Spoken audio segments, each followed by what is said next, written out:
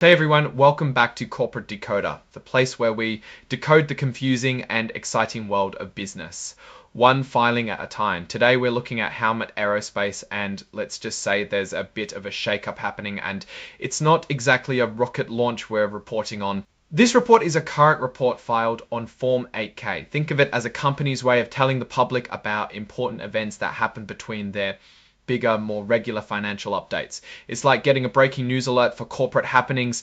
So what's the big news driving this alert? The key date here, August 15th, marks a significant departure. This filing is primarily about a leadership change at Howmet Aerospace. Lola F. Lin, who held the important roles of Executive Vice President, Chief Legal and Compliance Officer, and Secretary, has decided to lead the company. This is a pretty big deal because the legal and compliance head is crucial for keeping a company on the straight and narrow, and the secretary is a key administrative figure. Her resignation is set to take effect on September 5th, so she's not out the door immediately, giving the company some time to figure out the next steps. The reason given for her departure is to pursue another opportunity. In the corporate world, that's often a polite way of saying someone is moving on to something else, perhaps a new challenge or a different company. While we don't know the specifics of where Miss Lin is headed, it's common for talented individuals in these positions to be sought after. Now, for the immediate plan, the reins of the legal and compliance departments will temporarily be held by Neil E. Marchuk.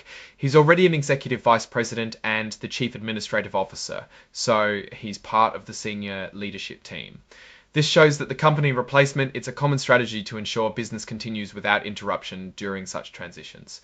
Of course, the company extended its thanks to Ms. Lin for all her hard work.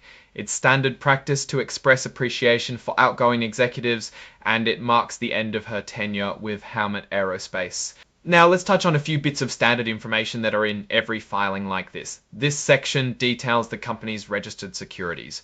We see here their common stock, which is the basic ownership folks usually think of when they hear about a company's stock. The trading symbol for this common stock is HWM.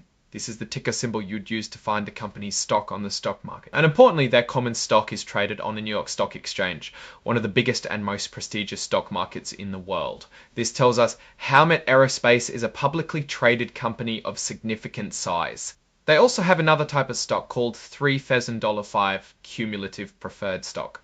Preferred stock is a bit different from common stock. It typically pays a fixed dividend, which is like a regular payment to shareholders and usually doesn't come with voting rights like common stock. The cumulative part means that if the company misses a dividend payment, it has to make up for it later before paying any dividends to common stockholders. And this preferred stock is listed on NZ American, which is another stock exchange, a bit smaller than the New York Stock Exchange, but still a regulated marketplace.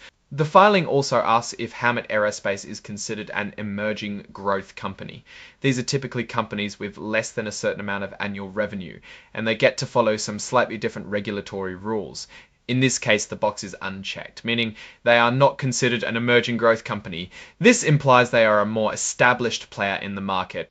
This whole section is essentially listing what types of company ownership or securities are officially registered with regulators and can be bought and sold on public stock exchanges. It confirms they have both common and preferred stock available for investors. When we look at this filing, the main story isn't about booming sales or a new product launch.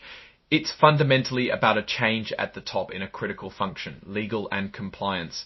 Losing a key executive like the Chief Legal and Compliance Officer can sometimes signal a shift in strategy, or it could simply be a normal part of executive career progression. However, the fact that the teams will report to the Chief Administrative Officer, at least temporarily, suggests a desire to maintain operational continuity. What this means for investors is that while Howmet Aerospace appears to be a stable, established company, listed on major exchanges, there's a degree of uncertainty introduced by this executive departure.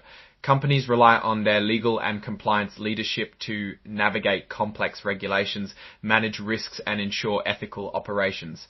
Any gap or change in this area warrants attention. We'd want to see who they appoint as a replacement and if that person brings a new vision or focus to these departments. For now, it's a situation to monitor. The company is thanking Ms. Lin, and the wheels of business are expected to keep turning under existing leadership.